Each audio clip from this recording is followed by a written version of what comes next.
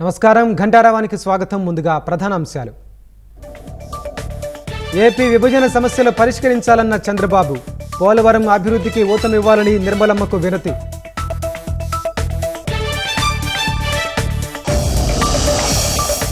కడప పోలీసుల అండతోనే గంజాయి విక్రయాలు, కట్టడి చేసేందుకు చర్యలు చేపట్టామన్న MLA Madhavi Reddy.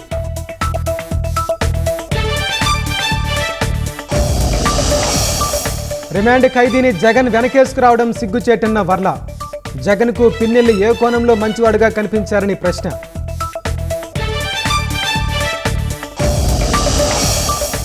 Kurnool silver Jubilee కళాశాల విద్యార్థుల ఆందోళన, హాస్టల్లో నాసిరకం భోజనం పెడుతున్నారని ఆవేదన.